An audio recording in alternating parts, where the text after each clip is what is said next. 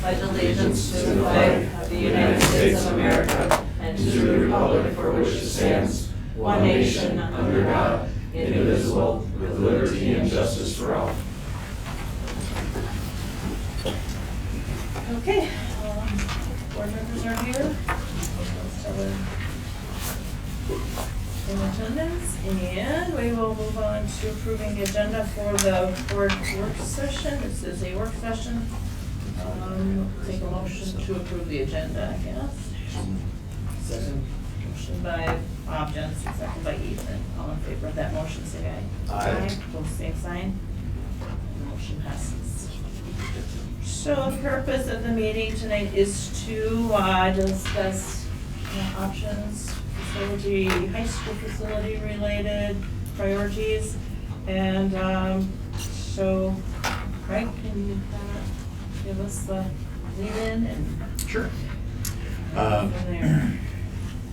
At the last meeting, the Buildings and Grounds Committee was directed to get together and meet with the consultants to talk about what projects they would recommend for a repair model for the high school.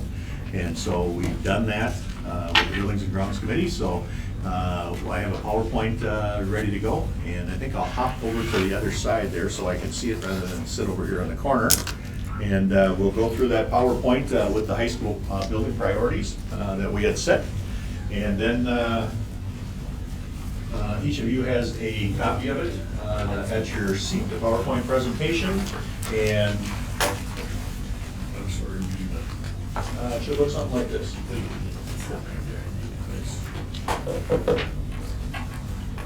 And, what would you prefer, both lights or one? One? Other one. Other one. Jackie prefers. Yeah. Okay. So again, the Buildings and Grounds Committee, made up of Ethan, Scott, and Bob Woods, met at 8:30 on a Tuesday morning, and we went over the basics. And so our agenda for this evening on this portion of the meeting is to talk about the summary of that meeting. So as I go through this, if any of the members from the Buildings and Grounds Committee would like to join in, please feel free to do so. We took a look at a priority driver exercise. We did the comparisons with what the Citizen Task Force came up with.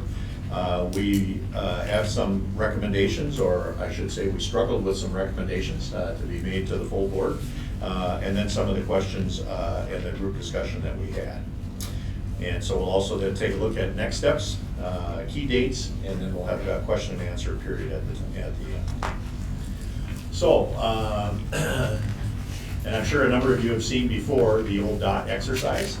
So we took a look at very specifically the categories, the infrastructure, physical needs of the building of the high school, the health and safety needs of the high school, as well as the security and the disabilities activities.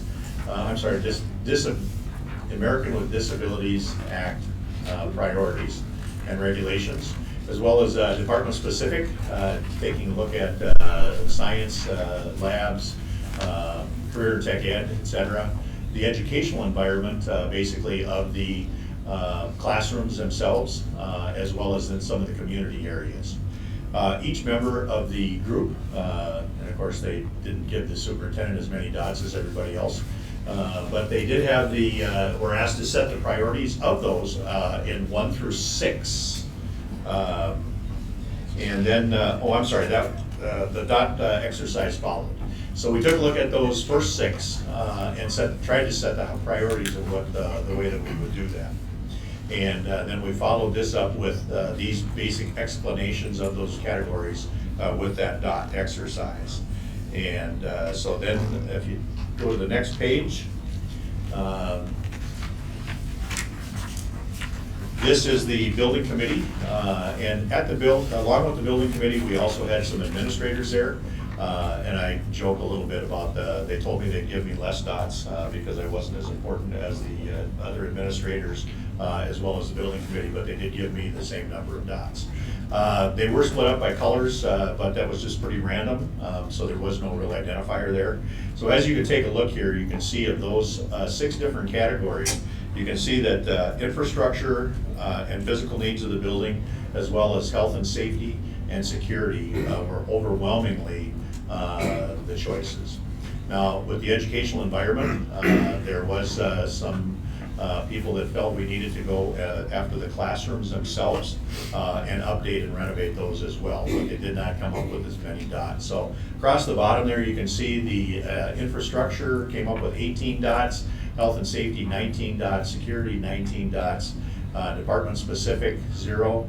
However, I do want to tell you that I did speak out on behalf of the science department and lack of hoods, et cetera, et cetera. So even though we didn't necessarily pull dots there, we did talk about that, as well as the educational environment and then the community spaces. The next thing we did is we compared that then with the task force that was established previously, and Brent was on that task force. Help me here, there was like 22 members on the task force. And they did a similar dot exercise, and you can see where the dots fell with that task force that was completed back on March 28th of 2018. So you can see there that the infrastructure, physical needs, health and safety, and security, as well as educational environment, took up the majority of the dots, with a few in department specific and the community areas. So that was done on March 28th by 22 other people, versus the one on the top then was done by the building and grounds and members that were here as well, administrators. They did not have that information before they did their sticky dot exercise, right? That got presented after, so it's pretty interesting to see how close they got aligned together. So the 3 items that were identified by both groups were the health and safety needs, infrastructure, and security, and ADA. So then we started asking specific questions. And if we're going to work on the high school and put time and money and effort into it, when do we think that a new high school would be built? How long does it, how much money would we put in through that process? And how long should we expect to fix the high school building for?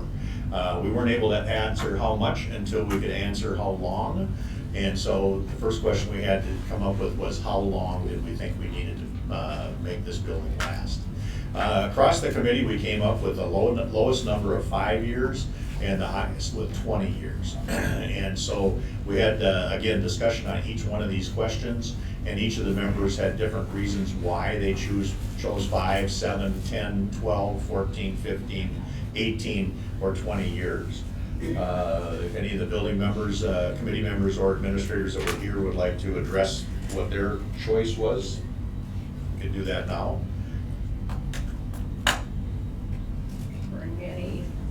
Yeah, it was just so varied because there was varying, we didn't know what kind of money is available to do this. It was varied in terms of what that impact would be on getting a new high school passed. So there were just a lot of more feelings than, you know, obviously everybody in that group wanted to be out of this high school today. But what kind of impact would it have just putting money into it?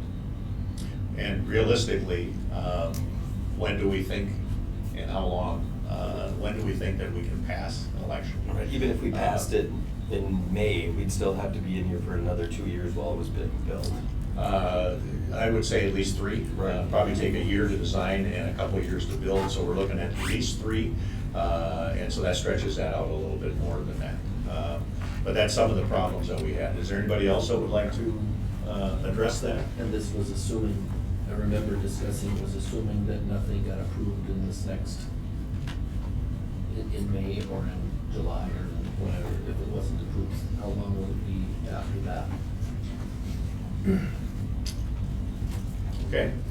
The next question we tried to answer is if we're going to address the needs today and those comings due in the next, again, is it going to be 5, 10, 15 years? So kind of one example that was used was we have one roof currently that's overdue. We also have one that's due next year. And we have another roof that's due a few years beyond that. So if that's the case, then do we plan for 5-year roofs, 10-year roofs, 15-year roofs, 20-year roofs, 25-year roofs, 30-year roofs? Each of those, as you go up, the cost goes up. And we have in the past put on 20-year roofs in the time that I've been here. And in some cases, those roofs actually last 25 and 30 years. And but also as a guideline, the roof that was put on Trailview when it was first built I was told it was a 12-year roof. And you can correct me if I'm wrong on that. So it was a shorter term roof that actually lasted longer. It could, and I'm not sure, it could have been a 15-year roof, but it was the shorter term roof that was put on. It wasn't put on as a 20 to 30-year roof. So that was a question that we really struggled with. As we invest money into this building, is it going to be for 5 years? You know, roofs, and I said 5 years, there is no 5-year roof. They start at 10. And it's directly tied to that first question. If you have a disparity of people's views that you need to stay here somewhere between 5 and 20 years, how do you choose what roof do you choose? Based off of that Will it be question. closer to 5 years or will it be closer to 20 years? Right. And that's the great unknown. And so if we do take a look at just specifically the physical needs of the building, and these are not things that are wants by any means. The HVAC systems, when we ran these original, averaged 33 years, and we're 8 years later. And so we're over 40 years on now, average HVAC system that we have in the building. And they have about a 25-year life expectancy. So they're functioning at about 50% capacity. So if we do address these physical needs, then when would we address the educational needs? Those specific issues that are department specific, as well as the regular classrooms. If we don't do that, so then based on, if we're going to look at 5 years, 10 years, 15 years, 20 years, and we're going to finance for that, then when are we going to get to those other things that we really truly need that directly affect education as well?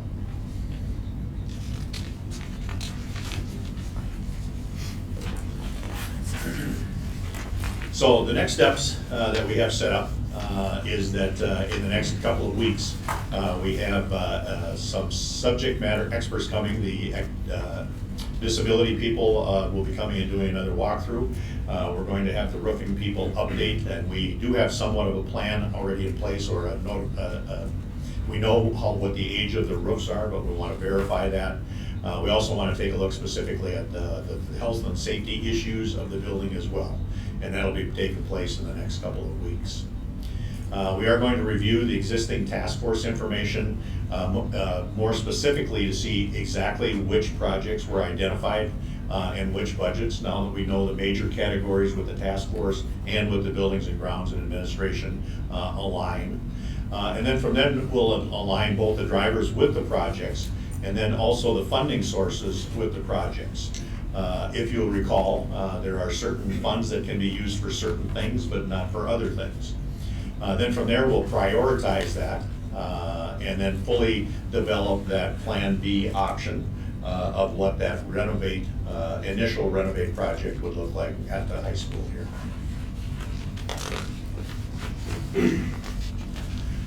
So key dates that we have tonight we have this work session, but then on February 6th we've scheduled a board study session so that we can take this additional information that we'll gather over the next couple of weeks that will be presented to the board. On February 10th we put a placeholder special board meeting in there. If this project were to develop large enough or whatever, we may need to hold a special board meeting to move forward. And then on February 18th, the building committee meeting would finalize that plan. And then at the February 27th board meeting, we would need board action to move forward with that Plan B. In talking with the Department of Education, each of these various components that would be broken down through those funding sources, each of those would have to have approval from MDE. I believe it's $1 million. It was 500,000. I believe it's $1 million now. Any project over $1 million has to have approval by the Department of Education, which is different than the review and comment that you send in on a new facility, which has everything in. This would have to be broken down. If we were to use abatement bonds for parking lots, that would have to have one approval. If we were to do HVAC systems, that would be a separate project, would need separate approval. We would need board approval to move forward with any and all of those, and then we would have to submit those plans for Minnesota Department of Education approval for each of the projects. What if the MDE says no? That's a good question. Okay. They didn't seem very excited about this. It was a rather interesting meeting that Karen, Ethan, and I had down at MSBA. We did meet with the person who's done the review and comment multiple times for the new building, and he relayed information based on some of the experts that we've had that have been in the building, that are familiar with the building, and so that is a possibility. They may say no on those projects. And part of the reason is if you'll recall, recently there were grants available, and we went through both buildings, and you could get a grant up to $500,000 for safety and security. A part of that, prior to writing that grant, we had the Department of Homeland Security come here. They have a school safety group. It's made up of 3 individuals with backgrounds in fire, police, and Brent, do you remember who the third? There was 2 police and 1 fire. Was it 2 police and 1 fire? Okay, so 2 police and 1 fire. They did the security audit for us. They also sat in on the review of those security grants for MDE when those were awarded. Chris Kubish, the person that did the review and comment, said, I remember very specifically because I've done the review and comment multiple times for Mora schools, so I'm very familiar with it. I had these individuals sitting in on this review for the security grant, and they told me that your building was the worst one in the state that they've been in when it comes to safety and security. And we've talked about those multiple times on the safe and secure entrance, the road that's close to the front door, all of those various components. So from a safety and security piece, we, in their opinion, have the worst building that they have reviewed in the state of Minnesota. And interestingly, to add to that, yet still didn't give us the grant money to do anything about it.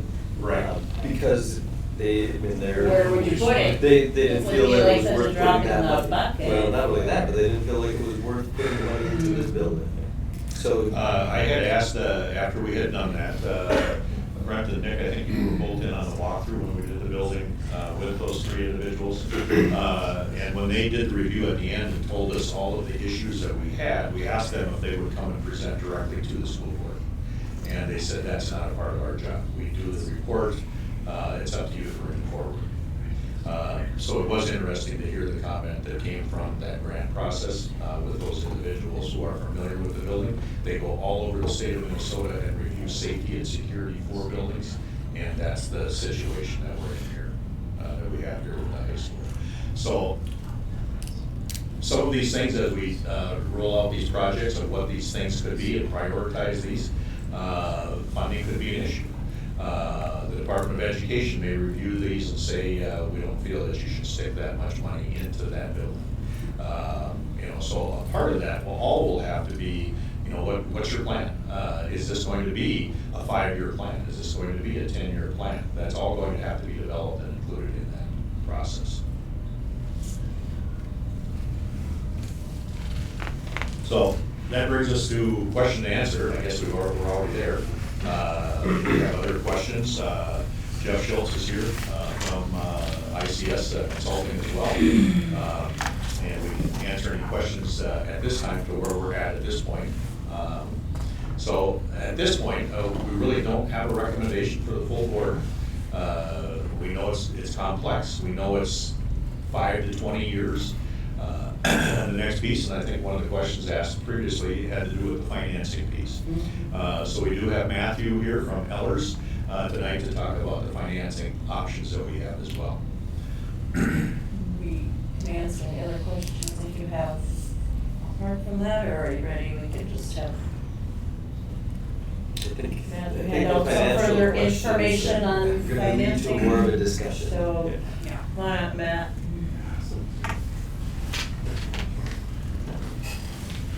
I'm just gonna sit here with this one. Okay. You guys may need those.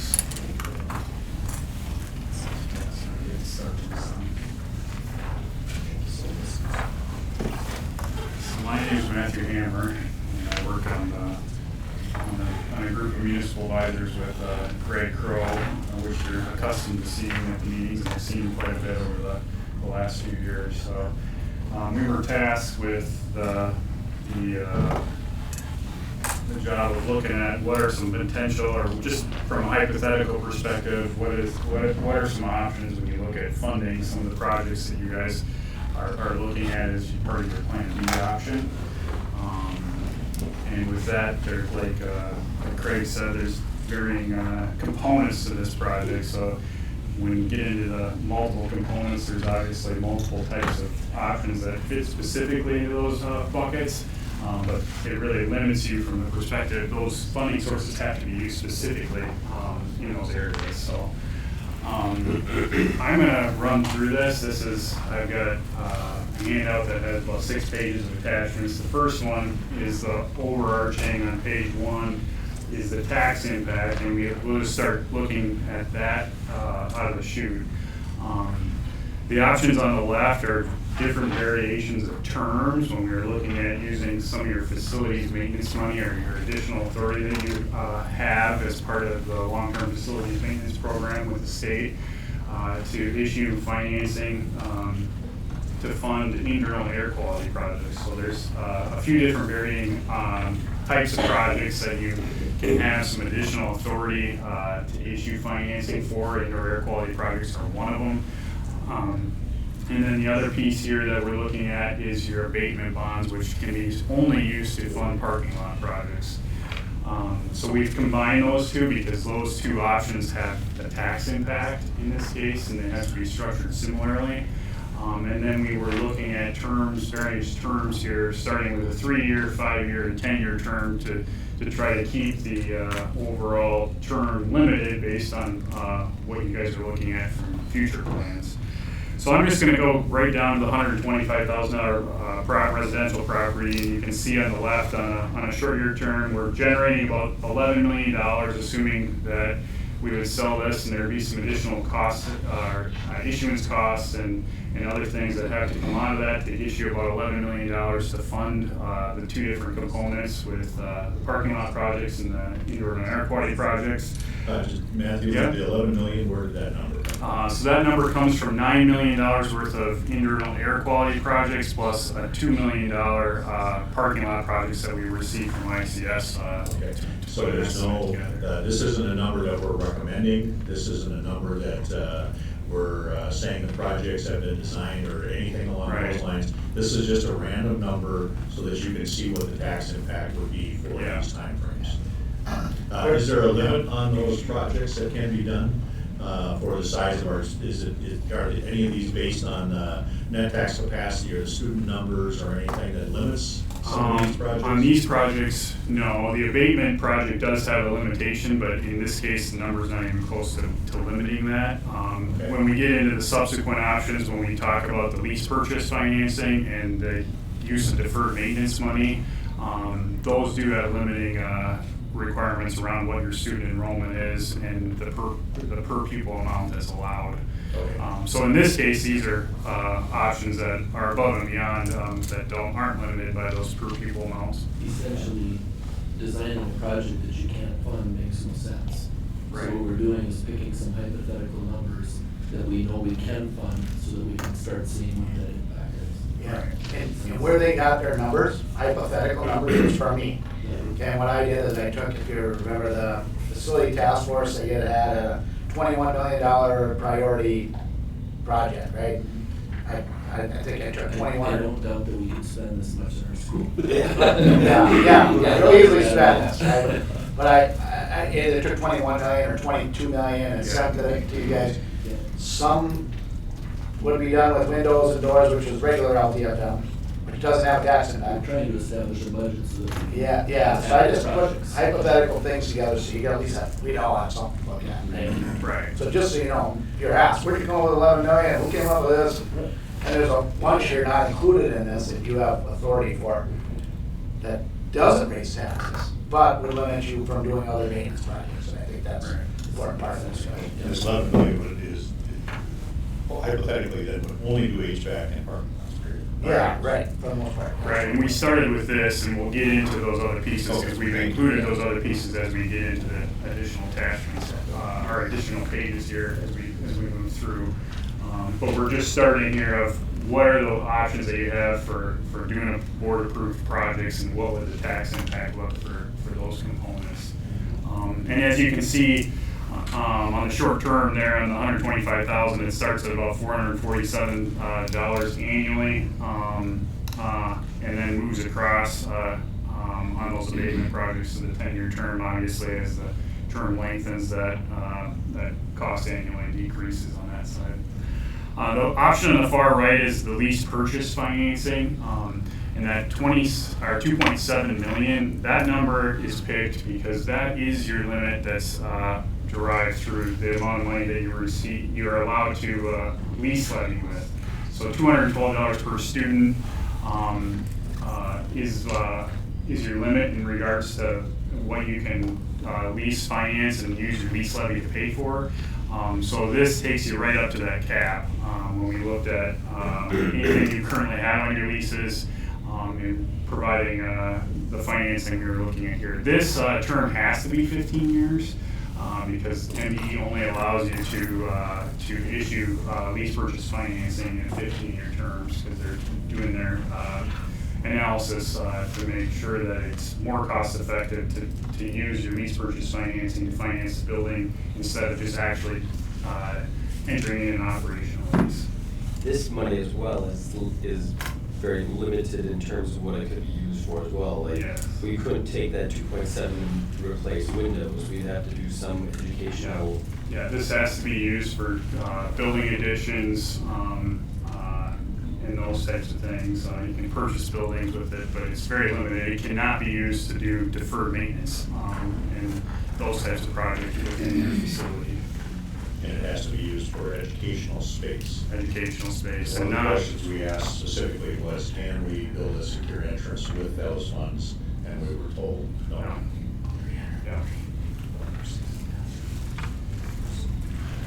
So then, the subsequent pages here, starting with page 2, 3, and 4, those are just the schedules that are associated with the tax impacts that are on the front. So I'm not going to spend a lot of time on that piece because that's just illustrating what your annual debt service liabilities would be for the facilities maintenance and parking lot projects, or abatement bonds.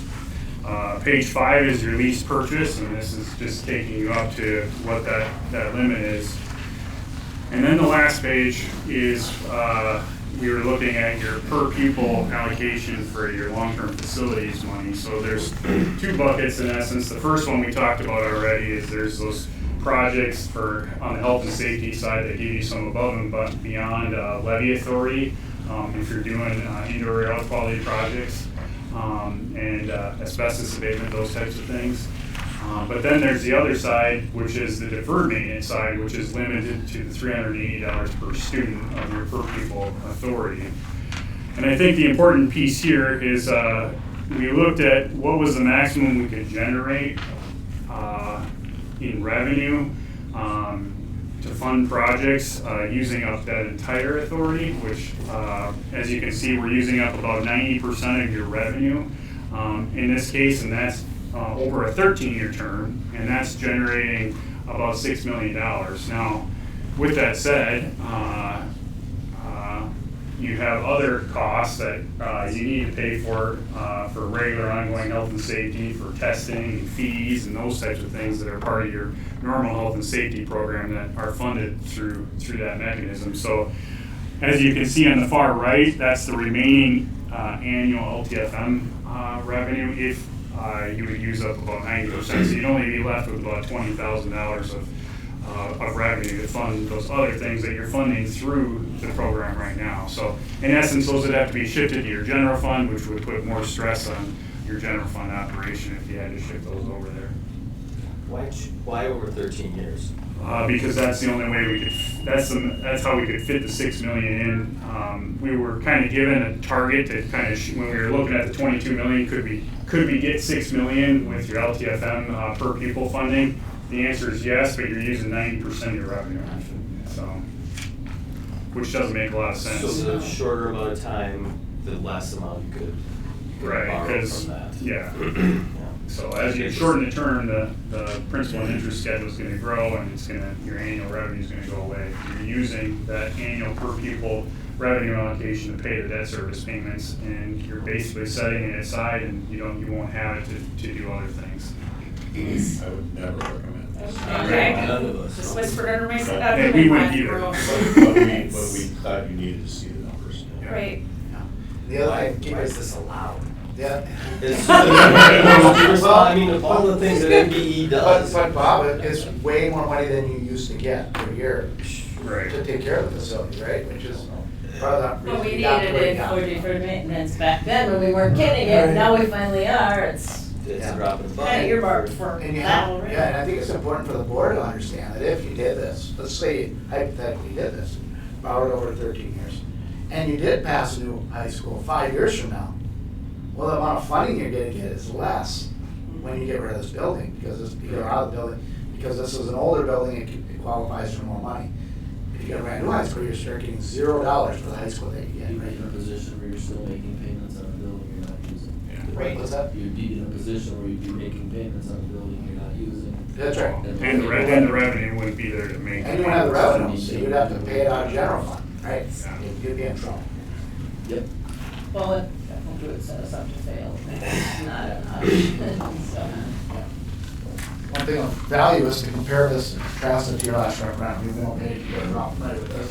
But if you add, what Plan B would be just the taxable dollars, Exactly what I was just scrolling for. Oh, my God. get a chance to compare and contrast what this looks like. To the last referendum.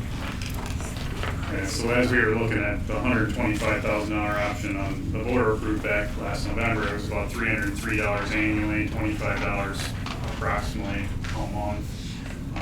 And you scroll that back to look just on the $11 million options, you can see in the 3-year term we're well over that to generate $11 million. And as you extend it out, we're not too far off even in the 5-year term as you were looking at putting debt 200 service levels. or 303, right? Right, That's right. what it is.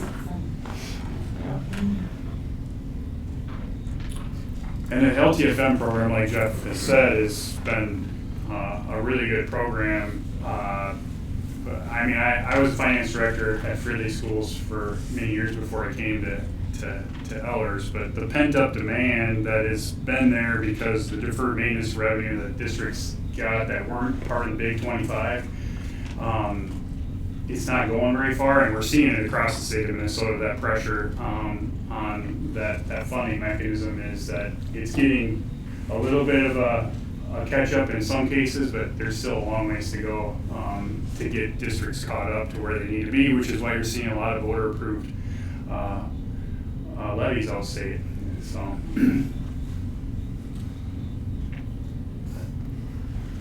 And I know some of these answers, but what is eligible for state debt equalization in these, and what isn't? Well, none of this has any aid equalization coming along with it. So the abatement bonds, the internal air quality projects, that's all above and beyond a 100% levy. And your lease levy is obviously a 100% levy. And on the lease levy side too, that doesn't qualify for the A credit.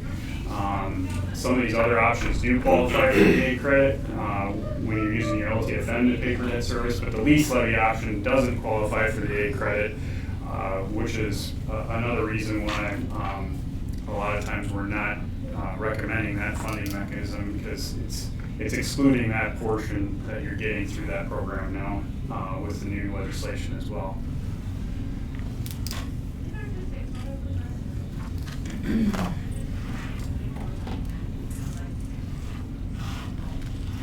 Any thoughts or questions?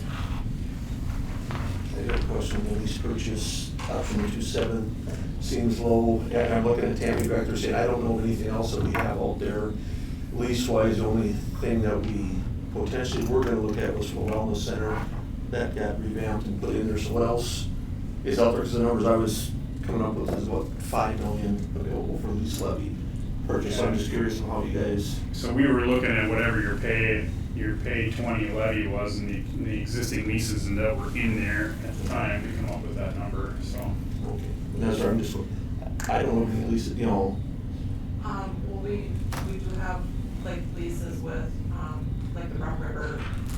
Yeah, those are buying. Yeah, Okay. those are in there. Yeah, okay. Our Civic Center. Center, yeah, that's Yeah. the only other one. Okay, those are, yeah, and the Civic Center, I guess I moved that one, but that's very small, but then, yeah, that's the other one, grass, okay. And with your priority drivers that you're looking at, you're not looking at educational space as a priority. So, you know, your lease levy authorities have educational space. So I well, spend some time with principals, maybe there's one educational project that's part of Plan B. What would that be, and what would the priority be, and let administration, and, you know, kind of look at recommending some of that to the board. But we've talked about whether or not new safe, secure entry edition would be eligible for that. And if it's not educational space, it's not eligible. It's not eligible. So, just because we have that last column, that you have that authority, unless we're gonna add some educational space, doesn't do you a whole lot of good, right? But if we're gonna be here for a while, maybe we need to add some educational space. Well, the numbers don't make sense to do anything but pass the levy for a new high school. Because that's the thing that addresses all the needs. This 11 million, you would never even see it or feel it really in this building. You might get a half parking lot though. Oh, that's true, you may get a parking lot, that's true. Did you see that? We would see a new parking lot for more of a cost than building a whole new school. Right. And again, don't get us wrong, there are needs out there as well, and you know, the safety of that, and, but again, we've got the road between there too, so all that does kind of fit in. But the parking lot itself is not the biggest need we got, you know, the 9 million part of that, yeah. We know it's there, we know we need it, but just spend it there, do we add that onto the other part? We don't know our answers to that, but.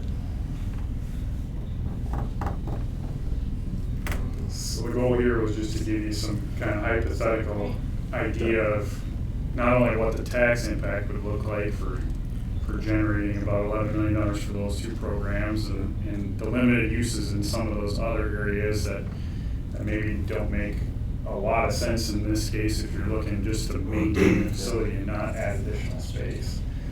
So. It's eye-opening. I think what's really eye-opening to me is that my initial thought we should get this paid back as quickly as possible. And then, is that the right thing to do to the taxpayers or not? So if we're looking at just the taxpayer piece, then it pushes us out to the 10-year piece, but 11 million doesn't get a whole lot done. Right. And so then is the right time 5 years? Well, if it is, then after 5 years, you're going to have this 11 million paid back, and then you're going to have to do another 11 million, and another 11 million, and another 11 million, and you still haven't touched those academic, educational areas, which to me makes no sense. But again, if the feeling of the board is we have to do something, you know, I apologize that we haven't done anything for the last 10 years, and looking back, the 10 years before that, those HVAC systems didn't get touched then either. And so it's been a long time since anything has been done here. And I've told you, we can't catch up with that maintenance money. We have to have an infusion of money. And so it either has to be into this building and we're gonna fix some stuff, whether it's for the next 5 years or what it's going to be, we need to do something. And I just absolutely hate to stick a dollar into this building, but I think we can't not stick money in. And that's where the complexity came in, and the differences of opinion across the Buildings and Grounds Committee and administration, and I think one of the things that hit me was, how much money should we stick into this building? And each of you guys in the building committee answered that. And so I'd be curious to see what the other board members think, or what the gallery thinks. I heard from the administrators, how much money should we stick into this building? I feel terrible that we haven't done more, but limited dollars, you can just do so many things. Well, I can make a solid argument for doing it over 3 years because we are so far behind. And then we'd have to, in 3 years, do another 11 million. And again, you'd still not make any changes to educational adequacy. And it's such a double-edged sword because every dollar we put into the building, we're locking ourselves in much longer here. Well, we know we're gonna be here 3 years. Mm-hmm. And that, best case scenario, we're gonna be in this building for 3 years. But where's the tipping point with taxpayers where they're paying to pay back these bonds? And they're just going to say, well, we can't support anything more than that. If you've got an existing 447 That's plus true. $475 on the taxpayer's back, Yeah. and then you run. But minimum, you do that for 3 years. And then it has to be paid. And then it paid it off, and then you'd have to come back and say, we're gonna do this again. But we can't start planning Or we're gonna- anything new until we would pass a bond issue to know that we're able to design and prepare to build a new facility either. So it's gonna be the 3 years out, no matter What? when we pass, it'll continue. Will all of these funding mechanisms be repaid through a voter-approved referendum? Some of them could be, yes, like where you could add a piece to your question that would pay off, but not in the lease purchase area, yes, but typically in the bond side of it, where you're issuing general obligations, they have certain call dates and you cannot, You can't pay them up in advance, so you're because they have stuck to that. specific terms in Sure. them, so. Now, like to your point on the 3 year, if you go to page 2, this is the repayment schedule that you have here, where it takes you out through taxes payable 23 and your payments that would be due annually. So, in a 3 year term, your entire $11 million issuance would be paid off. So, And by that time, people would be accustomed to a $475 tax levy, and then it shouldn't be, and then it'd be a no-brainer to build. Okay. Approve for $303 or pay 1.5 times more to get $11 million and you'll see a parking lot. That's your financial choice as a board. Yep, we're kinda locked into that.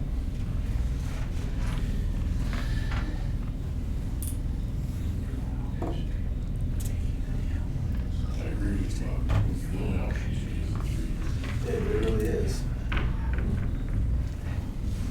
I'm at the 3 years. Because we're gonna need to. We're gonna be here anyways.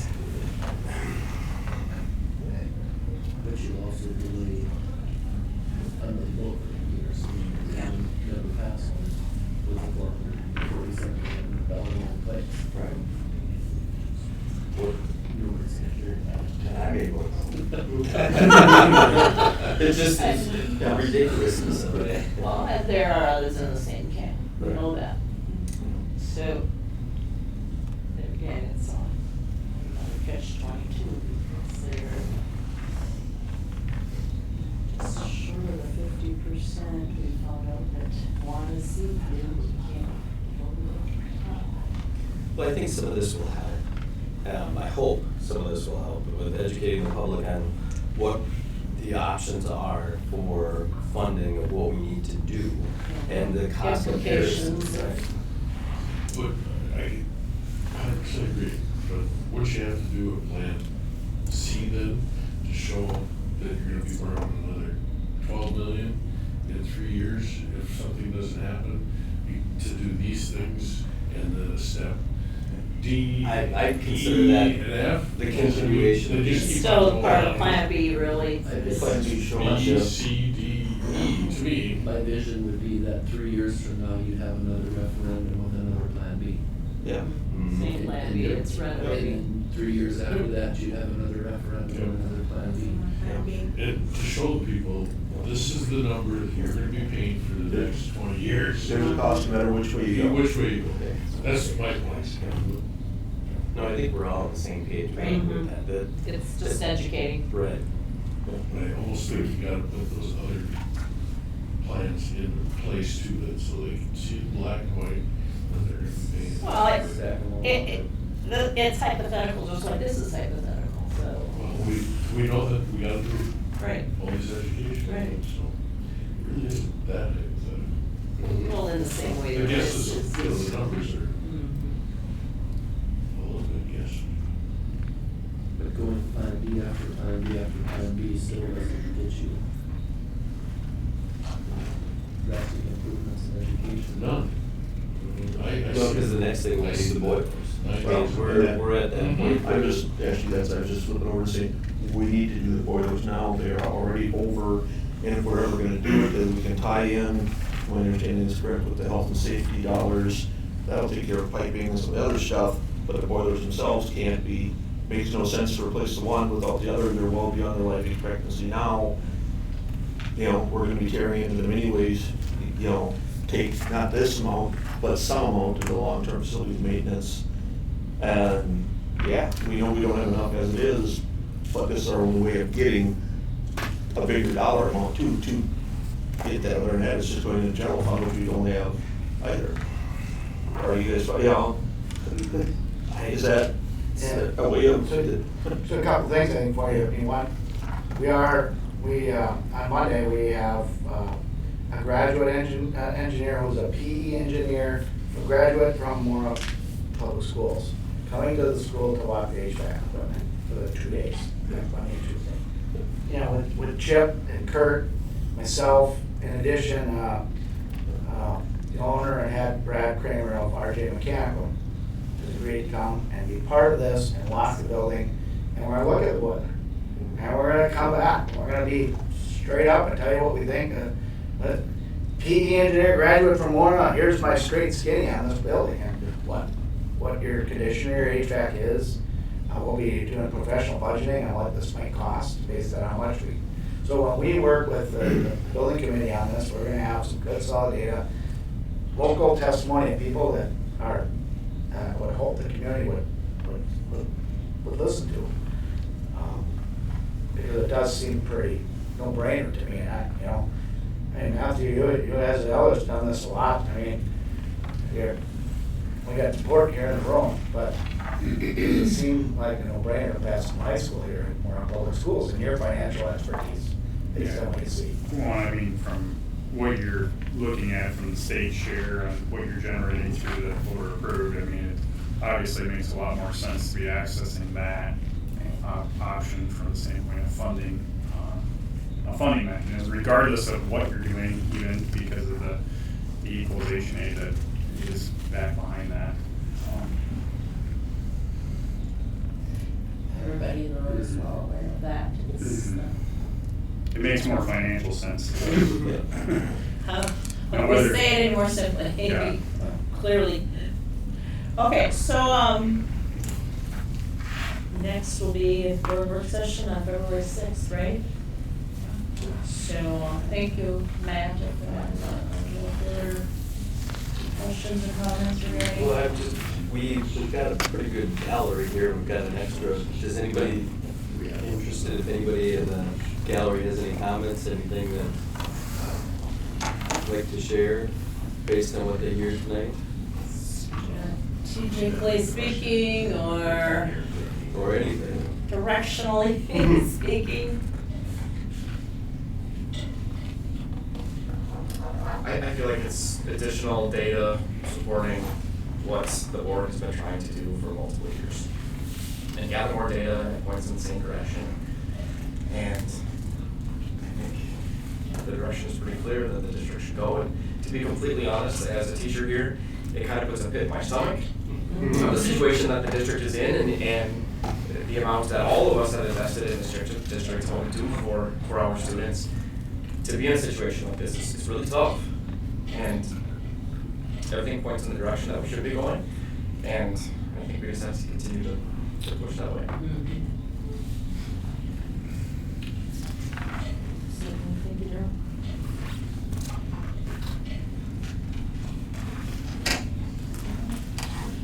All right, any other business? I was just gonna say with the educational adequacy stuff, I do think when we had talked at our last building and ground committee, and even now, it's not that any of us are saying this isn't unimportant. I think we're all looking at it through the lens of, we can't fund this, so how do we fund what we can fund? And yep, we have 2.7 million we could put in towards something new, you know, It if. has to be absolutely Yeah. gut-wrenching to put dots. What was When- it? It has to be gut-wrenching to look at Yeah. the needs and then have so many dots And and. that's why when we looked Yeah, at it's and did a not lot of easy. exercises and that, we weren't that far off from where, you know, the other committee was. We just, I think, looked through that lens and But said, by no we means know we does don't it have minimize this the one. needs that we have, that's Yeah. just. Because we all want it, we don't realize that need. If we had a way to do that, such as 2.7, you know. But again, this is what the community needs to see, Yeah. needs to continue to hear. The 2.7, it runs for 15 years, right? Right. And we can't access the lease levy amounts until, each year we'll go down a little so we could have back access to a little bit more. Typically, those schedules have to be, what we call, basically, balanced across the board for the payment structure, because the financing institutions are looking for you to be growing, kind of equity in the property, so you don't back-end load finance it as because they're basically the owner of the property until the term is up, so.